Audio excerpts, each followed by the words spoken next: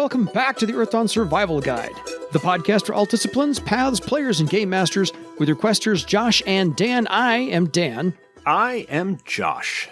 And on today's podcast, we will be discussing all things quizzical, because we're going to do Email Palooza number something teen. I don't even know. I've lost count anymore. So if you have any questions for us, because by all means, these piled up for a while Josh was on vacation and everything else happened in between, please drop us a line at edsgpodcast@gmail.com. We will get back to you as soon as we possibly can with our answer to your question on a further episode, whenever that future stuff happens. Yeah, before we get into the emails, because we've got a lot of them, we have not recorded in like a month.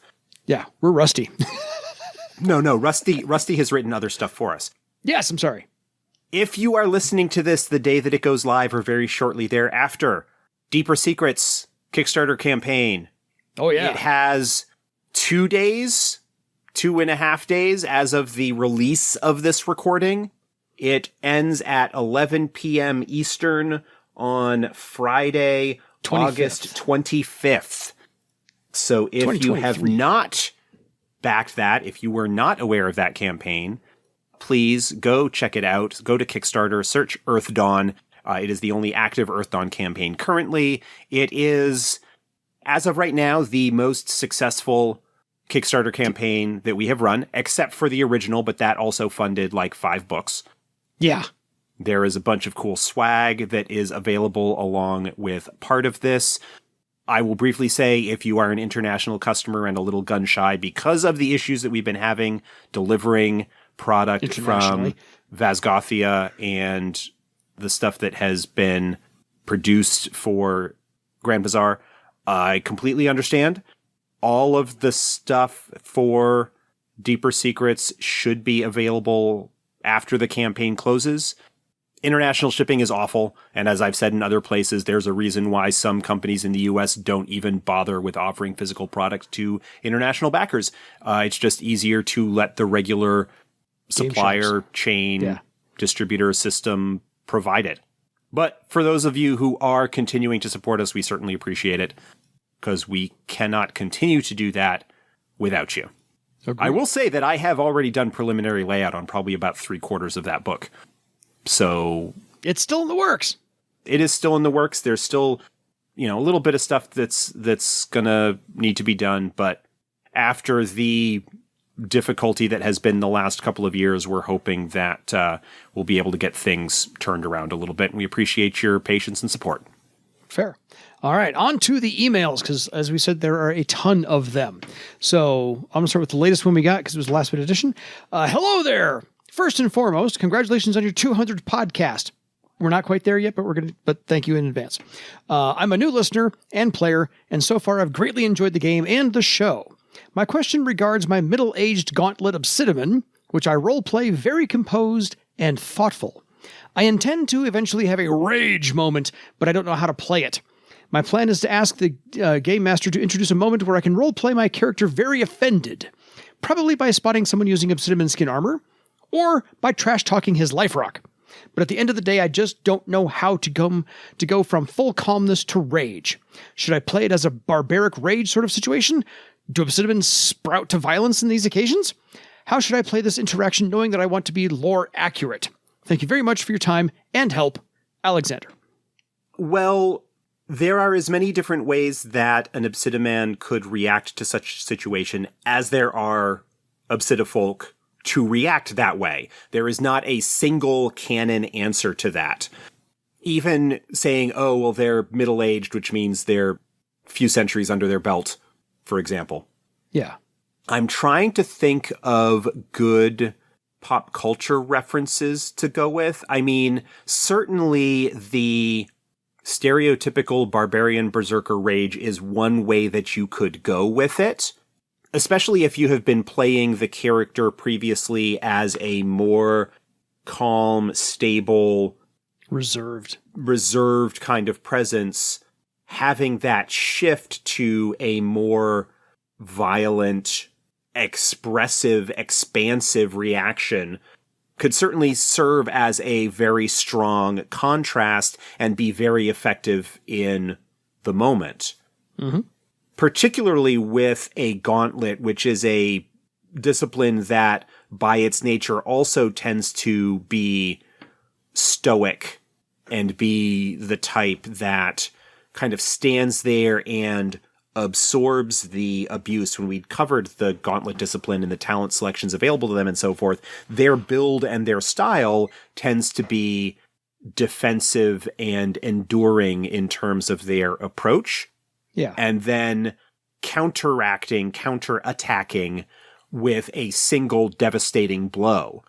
So that's certainly, again, like that sudden outburst of rage that might be more akin to the kind of expectation that you would get from your stereotypical Highland Troll Sky Raider, for example, like who just had his honor insulted. Yes. That's certainly one way you can do it, and perfectly valid. The other approach that you could take, and this is where I was trying to come up with a good pop culture analogy, a good pop culture reference for it, is to play that rage even more stoic, that quiet, intense, simmering behind the eyeballs. Yeah, like rather than a volcanic eruption where you've got lava spewing everywhere and all of this pyroclastic and pyrotechnics and big explosion, is to just play that rage, that anger, clamping it down even more to a certain extent, like playing it incredibly tight, incredibly controlled, the sense that it is a hairline from tipping over that line into the volcanic eruption. Yeah, because it's like the analogy of there's going to be one more straw that breaks it and lets that come out. Or my other thought is treat it like a pressure cooker. You are just slowly simmering and building and building and building pressure, and something is going to hit that valve, and that's when you get to erupt. Yeah. Again, there's no wrong answer. No. There are so many choices that would lead up to that. What are you trying to demonstrate as your character? What are you trying to convey? And I'm stepping into my actor shoes here for a moment. Yeah, theater geek. Go. Yeah, total theater geek. Where you are trying to present that contrast, you're trying to present that moment, you're trying to convey perhaps what is going on. And again, the volcanic eruption is in some ways like easier to play, but a lot of it would depend on the numerous role-playing decisions that you had made leading up to that moment. Is this Obsidian quiet but otherwise sort of easygoing and relaxed? Is this something where he is typically like a very terse, stoic, non-expressive individual? Basically just trying to figure out in the moment and with that character's personality and experience where they would go with it. Again, no wrong answers. There's no, being close to the lore. The closest thing to the lore that I can think of is from the early stuff about Obsidian, both in the Barsafe box set and in Denizens of Earthdawn Volume 2. Yeah. Where it talks about, because of their longevity and their relationship to time sort of as a concept, Obsidian are slow to anger, but when they are moved in such a way, it is very difficult to stop them. That it is like triggering an avalanche. And the degree to which that gets expressed in an individual character, it would depend on the moment, and it would depend on, if it were me, how I had been playing them up to that point. Fair. Ultimately, what you may want to be going for is a strong contrast between what they have been, if they typically are not one to be expressive and outgoing and emotional, if they're kind of somewhat flat in their affect or terse or of few words or whatever, then having that volcanic explosion of Hulk-like rage could be a really strong contrast to indicate how much this is something that has affected them. Whereas if they are someone who is a little bit more easygoing and relaxed and might not be like the loquacious, joking around kind of troubadour type character, but is still kind of like an easygoing, relaxed, personable individual, to shift that rage into a lockdown, flat affect, getting the job done and focusing solely on targeting this thing that is offending them to whatever extent. Again, that strong contrast can be very effective. Theater Geek, I would act that out in my performance as the character, but different people have different levels of comfort with that, and you could certainly just narrate it in terms of describing how the character is presenting compared to how they normally are, or that sort of thing. There's no wrong answer. Agreed. I like it. I will stop now before I continue on for another 10 minutes. Josh is loquacious. So next email from the Solo RPG guy. Thanks for an awesome podcast. It helps a newbie to the game, but not a newbie to the hobby in general, learn a game with both in-depth mechanics and deep lore. Gave you a shout out in my last video, just spreading the love. Donald, the Solo RPG guy. Yeah, this is a YouTuber.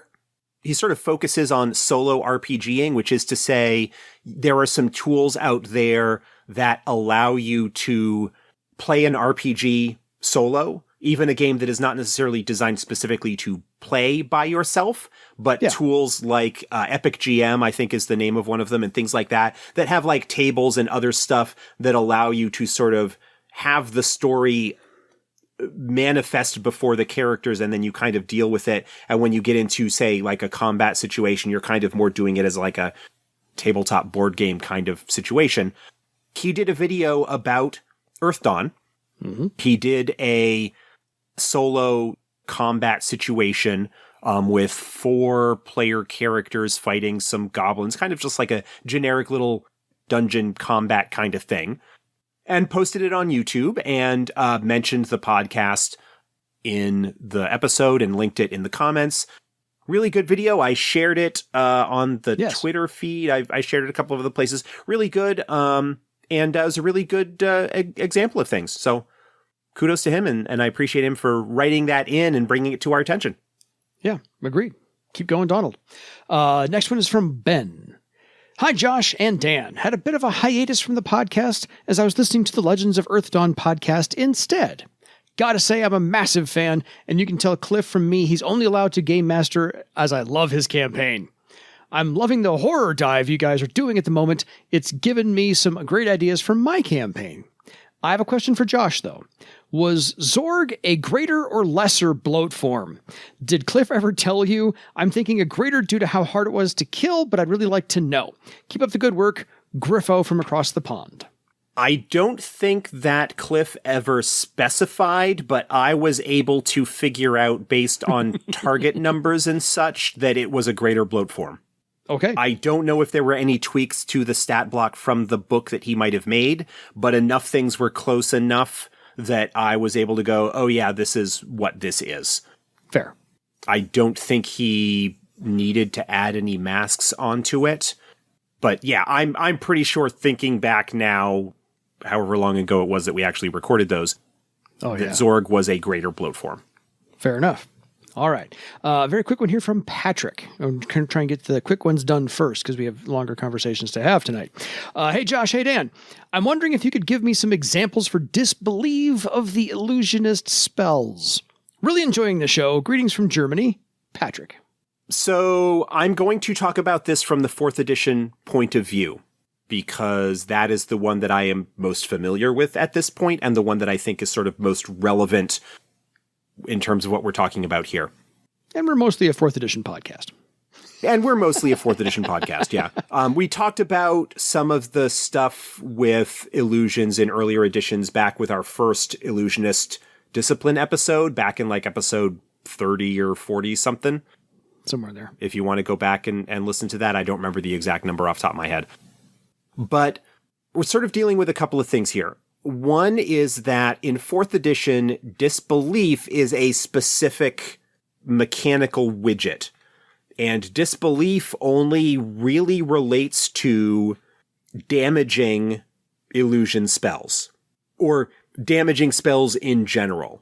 which is basically to say that if you don't think a spell effect that is being cast on you, like Ephemeral Bolt, for example, is in fact a real spell and is only an illusion, then you just say, I don't believe that this is real, and so you don't really do anything to brace yourself or protect yourself from it because you don't need to.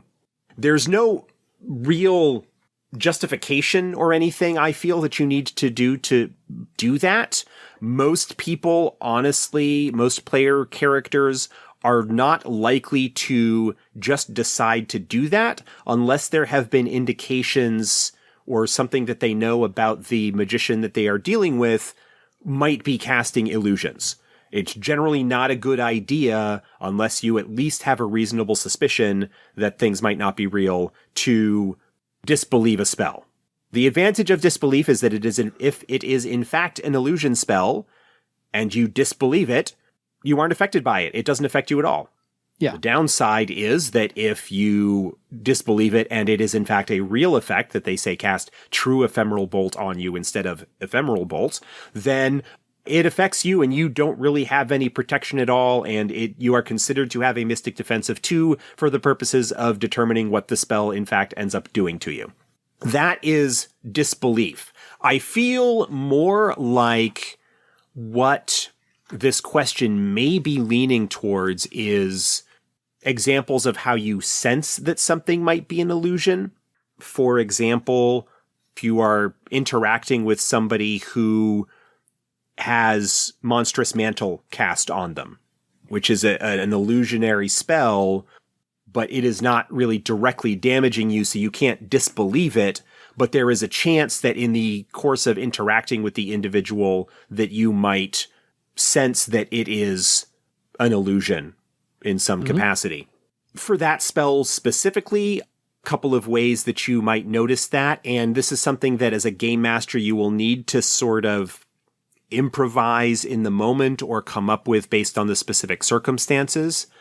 If a player character is being attacked by an opponent that has Monstrous Mantle, and they, for example, get hit by that, and they attempt to avoid blow, the avoid blow can act as a sensing test because they are sort of interacting with what the illusion is presenting to them. And if they roll well enough, they might notice, when I tried to dodge or block this attack, again, kind of coming up with something in the spur of the moment, I noticed that the claws of this monstrous form actually kind of just passed right through my shield. Or I thought I was going to avoid it, but I saw that the claws raked my clothes, but wait, there actually isn't any damage to them. Yeah. Coming up with something in the moment that you could use as sort of a justification of how the illusion and the way that the character interacted with it revealed that it was an illusion in some capacity. Yeah, it just requires a little more narration. Yeah. Direction. A little bit more maybe visualization of what might be going on. In situations like that where you've got a combat where there is a lot more clear-cut sense of the test that is being done to interact with it. Or, for example, if you are attacking somebody that has Monstrous Mantle cast on them, a similar sort of thing. If your attack test, your melee weapons test is high enough that you would sense the illusion, then you could tell from the way that, you actually hit, or when the force of the blow kind of ran through your arm, you noticed that it happened fraction of a second or a second later than you felt that it would have because it was passing through this illusory stuff before it hit the real target. Yeah. It's tough to sort of say, provide some examples. I mean, we've done a couple here, but without grabbing the list of the illusionist spells and going through and saying, okay, this is an illusion. Here are a couple of ways that you might do this. It really comes down to what kind of test is being performed. Is it a test that would interact with the illusion in such a way that it might reveal its illusory nature? This can be a little bit more difficult outside of combat than it is in combat, because there are a lot of tests being thrown around in combat that could potentially do that. Yeah. But then it's just a matter of coming up with a way that interaction could reveal that it is an illusion. And if you prepared the illusion ahead of time, or you know what kind of illusory situation that a player character might be interacting with, maybe take a couple of minutes when you're prepping for your scenario to come up with a couple of thoughts of how that might be. Fair. You know, a little bit of creativity, a little bit of improvisation. You could always do a sort of thing that I like seeing happen from time to time, which is if you can't think of anything, you can say, okay, your interaction, your test here has revealed to you that this is in fact an illusion. How does your character notice that? Yeah. Put that creative ball into the player's court, give them an opportunity to sort of narrate that interaction and Let them perhaps provide some character insight or whatever into how they realize that this is the case. Maybe they could tie it into one of their character's knowledge skills or previous bits of experience that they've had to provide some insight or whatever in that regard. That's certainly something that you can do as well if you as a game master are stumped. Yeah, this is, after all, collaborative storytelling. Yeah. So share it with the player. Okay, next, we have one from Aaron. A little bit longer. Good morning, chaps. Chaps. I believe that is the first time we've ever been called chaps in this podcast.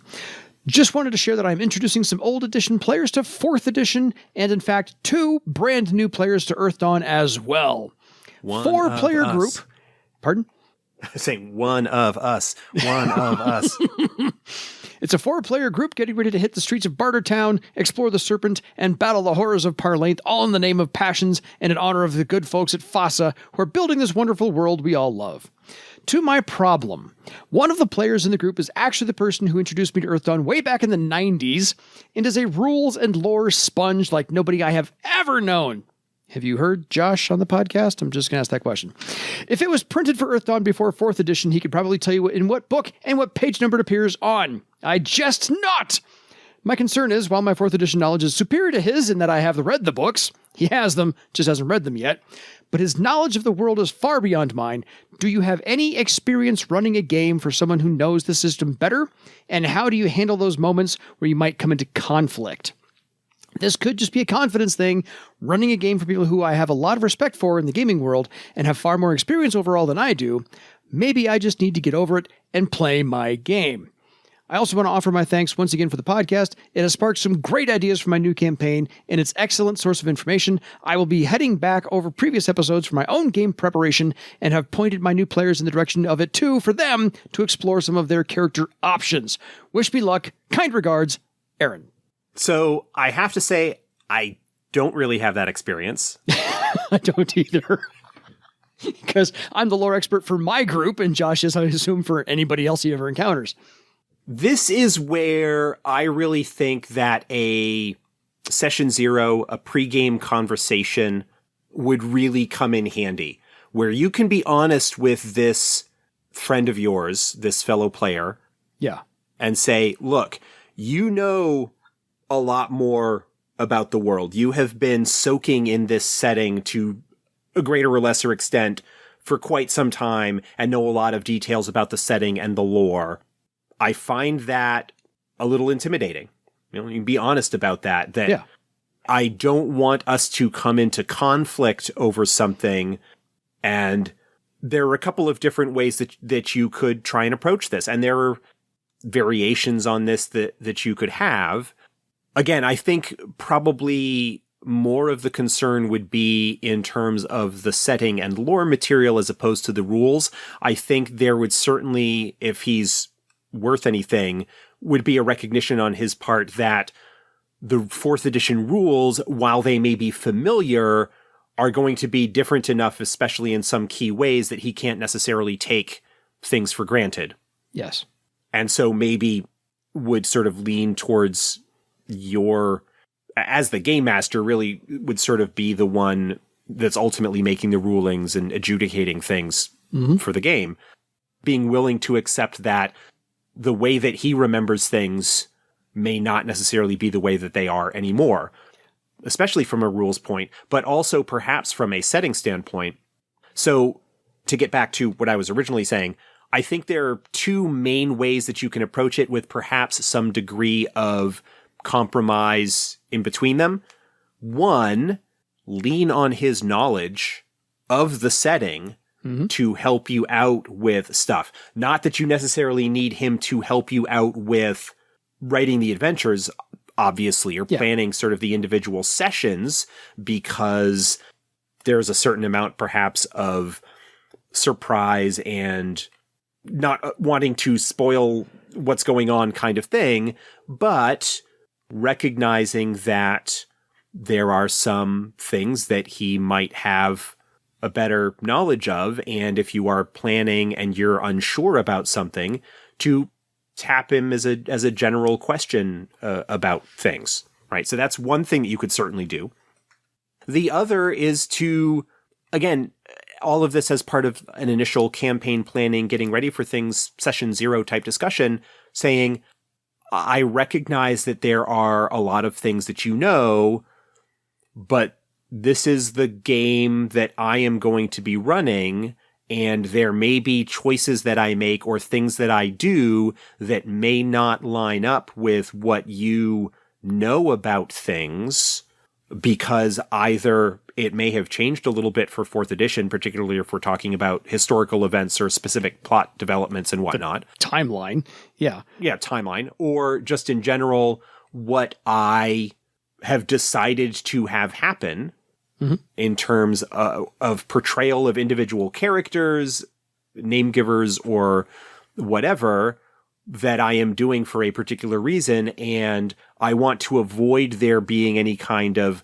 conflict or sense that you are not satisfied with things because the choices that I'm making don't line up with what you're expecting or hoping for from the game. I certainly know if you haven't, one of the things that you might do, if you can track down some of the episodes of the Legends of Earthdawn podcast, where you have a situation where you have a game master, Cliff, who has a player, me, in the game that is a lot more knowledgeable about things than he is, and see how that interaction plays out. Things that are examples, things that happen. You know, one of the ways that I tried to approach it as a player in that situation is I am here as a resource if you want me to be. If you ask. And if you are going to ask me to provide some background or fill in some information or whatever, I'm happy to do so. But it is your story, and what you are choosing to do and the things that are taking place in it are ultimately up to you, and I want to support you providing all of us a good time. And I'm happy to provide whatever resources you want me to in that ultimate goal, but it's your show, it's not my show. Yeah, if the Game Master wants to contradict canon, that's their prerogative to do so. I have an idea for you as well to tack onto one of Josh's. In using that player as a resource, make sure that that player has a skill, a knowledge skill of bar save history. That way, or whatever. He can or whatever. That way, not only can he inform you, but he can help inform the other players as well at the same time and keep it in the game. That's an idea I had. Otherwise, to Josh's other point, the timeline has advanced, 10 years, 20 years almost? So about 10 years since sort of the original 1st edition stuff. I've lost track of the amount of years. It's been a while since we covered timeline, and I forget. 10 years-ish. But yeah, that kind of advancement puts you at the advantage over his knowledge, because you get to say, well, it advanced 10 years, I'm going to change it this way. So his knowledge comes to a certain point and stops, and yours can begin from there. And so you can modify your game and your bar save that way. Those are my 2 suggestions. Yeah, and I think ultimately it comes down to, in some respects you kind of need to get over it and run the game. Go. Yeah. But also, I think that communication and being honest with this player that you are a little bit intimidated or nervous that you are going to let him down somewhat because you don't know some finer point of lore or whatever. I think being honest about that up front, if they are, a friend of yours, if they have somebody that you have known for a little bit, they should be cool with that and recognize that and do the same kind of work to make you as a GM feel comfortable that you would want to provide to your players in terms of the table environment that you're providing and all that sort of thing. Agreed. Because again, at the end of the day, you're all here to have some fun. So, hope that helps. On to one from Tim, the wizard from Monty Python. Monty Python, yeah. Yes. Hi, Dan and Josh. I've been listening to your ideas about the adventuring in the mountains. I've had a few ideas myself that may be of use and a couple of questions. Idea first. To make travel interesting, you need to give the players meaningful choices. If the consequences to various actions and directions are understood, then choices could be had. As a climb, for instance, you could look at a rock face and see several routes, some being very difficult but shorter, and theirs being longer but having staging points in them, and possibly not getting finished while it is still light. Then this gives the players choices to make. Food is also important to limit what you can bring and therefore how long you can stay out searching for the best way through. This will probably need some details on foraging, and there is also magic. Teehee. I've used penalties of fatigue, cold, and how wet the characters are as the enemies the PCs have to contend with. I've found involving more extended skill tests, as in having to get a number of successes, can help with this, especially the climbing. I.e., you could have a choice of either 6 successes at a target number of 6 for an easy route, or 2 successes at a target number of 10 for a harder but more direct route. My question. My group will probably shortly be leaving their kaer for the first time. They don't know it yet, but the kaer is in the Badlands, near the edge and relatively close to Travar. Any thoughts on what the Badlands will look like and what I should throw at them? I have a quick look at Panda's blog, so I have a few ideas, along with drought, dread iota, and possibly sandstorms. They'll be around third circle by the time they get out, I think. Anyway, thanks for the continuing podcast. It definitely brightens my Wednesday or Thursday commute. Tim. In terms of visual impressions, there are a couple of things that immediately come to mind as good inspiration for the Badlands. Some of the more desolate areas of the Southwest desert, Arizona, New Mexico, with a lot of barren rock and sort of starkly beautiful in its own way, but not a lot of resources or availability. Also, sort of like the salt flats and deserts of Nevada or Utah, likewise could be a very similar inspiration for things. Death Any Valley. Mad Max films? In California. Yeah, the Mad Max films as well. Not the original Mad Max so much. Correct. But Road Warrior. Fury Road. Beyond Thunderdome, maybe a little bit less. Yeah, I agree. But Fury Road also. Obviously, you wouldn't have the petrol-fueled vehicles racing along. But again, a very Details. resource-poor, blasted, desert kind of environment is what you would have. Because not only do you have an area that was ravaged and corrupted seriously by the horrors, it is kind of close to Death's Sea. And so there is also a lot of heat and whatnot that flows down as a result of that.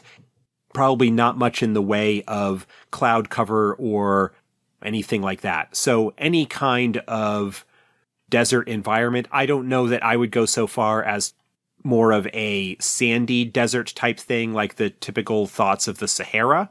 Fair. But there are some spots in Indiana Jones and the Last Crusade at the tail end of the bit there. Is also a lot of sort of rocky terrain, desert type terrain that could be inspirational for a Badlands type area, especially if you're talking about coming out of a kaer that is in that sort of terrain. You want to think about, where was the kaer built? Was it built in a hillside? What was the area like when the kaer was constructed? How might the Scourge have changed that so that the expectations, if they have any, of the player characters, based on the history and knowledge that they have from the kaer and the stories that have been passed down from before, how does that match up or contradict what they encounter when they open those? In terms of what to throw at them, Dread Iota are interesting. Certainly something that when we talked about them, I mentioned they really didn't get used often enough. Yeah. But I think any kind of desert-dwelling creature, especially if you might maybe throw a weak corruption mask onto it of some sort, they're coming out of a kaer, there are a whole bunch of things that they might have heard stories about, but not know what they actually look like regular wildlife, like foxes or wolves or lions, deer or whatever. They will only have the experience of what was in the kaer with them and whatever stories or artwork that might have been passed down for them to see. Yeah. You can throw regular wildlife, he said with air quotes, with some kind of unsettling or off presentation, or even masks. Well, masks, but even just regular wildlife, if you describe it in a way, they don't know what this is. Like, yeah. They don't know what this thing is, so you just describe it in a way that feels unfamiliar. Rather than saying, oh, this is a giant iguana, this is like some kind of weird, scaly creature that kind of is on its belly and has just find descriptions that present the familiar, which is to say perhaps familiar to the players, but in a way that is different and alien. I always call a snake a danger noodle. Yeah, I don't know that I would necessarily go silly with it.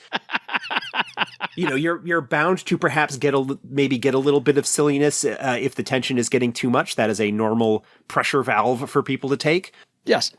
But yeah, I don't even think that you necessarily need to go super crazy with anything. But plus, there's any number of stuff that you can do for them to encounter. Yeah. I'm also going to give you a spoiler there because the next episode we're going to do, 184, 85, whatever the heck we're on now, we're going to cover surviving the inhospitable explorations of the Badlands as well. So just hold on an extra week. We'll get there. Yeah. Promise. That's our next episode. No lie. Okay, this one is from... Hey, y'all, it's the 1879 GM, Mark, here to bother you again. Still no character voice, podcaster's choice this time. I'm running out of time, so I'm just going to go ahead and use my own voice. Just listen to episode 164. With regards to speeding up combat with a bunch of people, I do have a couple of suggestions, and a thing that I'm going to try soon. I'm run on Discord, using the excellent bots made by that guy whose name escapes me. However, entering the opposition's names and initiatives takes too long. I've started treating their initiative steps as target numbers that the players are rolling against. Then I delegate keeping track of the initiative to one of the players. I also have environmental effects that might go on initiative 10 or 20 or something, an idea I shamelessly stole from D&D. Hey man, all good Game Master tools are all good Game Master tools. As Josh suggested, there's not usually a need to run a combat all the way to the bitter end. Most enemies aren't suicidal. Furthermore, for the ones that do fight to the death, you don't have to play to the end.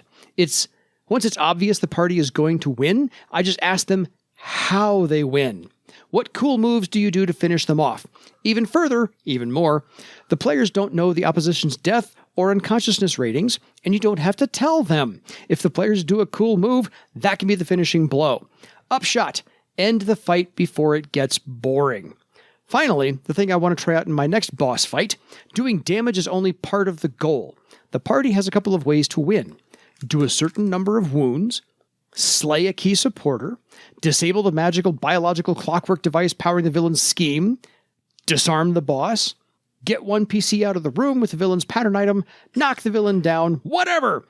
Once the party completes a certain number of those objectives, the villain is defeated. Of course, I'll need to telegraph some of the various objectives and be okay with the PCs coming up with new ones in the moment. Thanks for the podcasting. Frank. Those are all really good thoughts. I had another one that just suddenly slipped out of my mind. Oh, yes. With regards to sort of boss fights, climactic battles, endgame situations, yeah, a slugfest where you basically just have one side and the other trading blows back and forth can be pretty boring.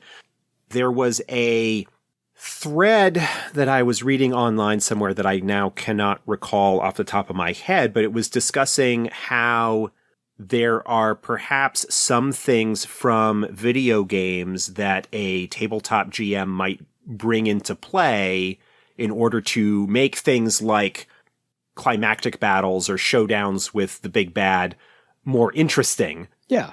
One of those is to kind of take a page from MMOs like WoW, boss battles where there are different phases or different effects that are going off, one of the things that you can do, and I think I may have mentioned this on the show in the past, is even if you just have, say, one boss, going back to the Earthdawn game that I ran for the Crit Show, which is available in the feed if you haven't listened to that, the sort of plant tree horror boss thing at the end was one entity, but I ran it in that final combat as the main tree and then the sort of tendril things having their own actions, but they could be sort of dealt with separately as things that could be eliminated, acting as a minion that is still part of the main opponent. Yeah. Do something like that, which allows you to play a little bit with the action economy, which is always something that's a little bit difficult to deal with sometimes when it comes to showdowns with a single powerful enemy. Yeah. You really need to be willing in some regards to bend the rules to provide an interesting tactical problem or an interesting challenge to your group, and to know your player characters well enough to provide things that will be of interest or use or vulnerabilities in various ways to each of them, so that they are engaged and able to take part in what's going on, as opposed to simply be, okay, my turn's up, I roll melee weapons, okay, I hit, here's the damage. Yeah. Yawn. The other thing that comes to mind, and part of what brings to mind the thought of most enemies do not fight to the death, when things are at the point where it's slowing down or it's very clearly that it's a foregone conclusion, wrap it up. Yeah. Don't drag things out. I learned this lesson the hard way when in the first real long-term Earthdawn game that I ran, I was running a situation where the player characters were being led into a trap by an NPC that they trusted, or who had at least thus far had given them reason to trust, and were led into a trap where they got ambushed by a bunch of Invi. And this was a first edition game, so the Invi, they had the paralytic venom ability. Yeah.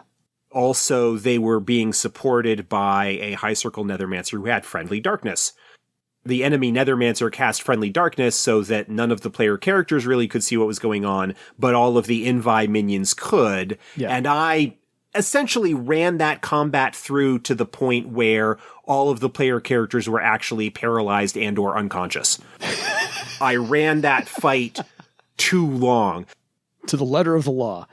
Yeah, it was fairly clear, not really quickly. The darkness didn't get dropped right away, but things were going a certain way, and then the darkness dropped, and it was, okay, they're all blind, but now I'm going to roll out 5 more rounds of combat while, these things dish out the damage that's required to make them unconscious. Yeah. When it was fairly clear, like after a round or so of that, this was what the end situation was going to be. I was not killing them. The game had been going on long enough and so forth that they trusted what I was doing. I could have just wrapped it up and said, okay, here's what happens. You are sort of all, knocked unconscious or paralyzed, and you sort of come to a little while later in this cell. Yeah.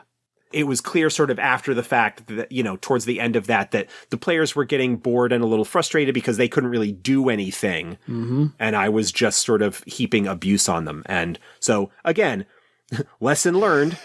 Know when to do the scene wipe from one scene to the next and go, yeah, we're going to hand wave the rest of this and be done.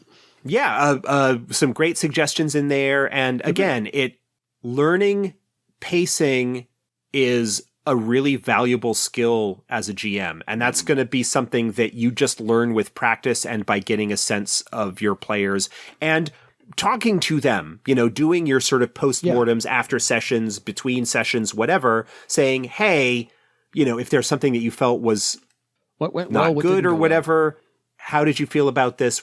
Talking to people and sort of improving your skills as a result of that. Stars and Wishes is a tool that's kind of used sometimes where at the end of a session or between sessions, what's a cool thing that's happened? What's something that you'd like to see happen in a future game? Yeah. Doing a little round the table sort of thing like that. There's a game called Rapscallion, which has a mechanic in it called Luck, which is basically like sort of a bonus point. You can spend luck before a roll to add +1 for each point of luck that you spend. It's a pirate game, and so there's a lot of like swashbuckly, daring do kind of cool pirate stuff in it. But anytime somebody does something cool in the game, you can nominate that player to get a point of luck. Mm-hmm. Just in the moment to reward them for that. There's not really a specific mechanic along those lines in Earthdawn. But again, encouraging play, pointing out cool things, having that ongoing conversation of what's working, what's not, what would you like to see, what could I do better? Yeah. That kind of thing. I go for a karma point donation. Why not? That's certainly something that you could institute possibly. Well, folks, this is where we actually had one email left and thought that would be a very quick one to do. However, it ended up doubling our episode. So we had to cut it right here. You will not hear a sign off from Josh, but we will be back in a week with the next episode, which literally is one email that has a whole slew of questions, also about 50 minutes long. So until next time, wait for part 2 for your legend.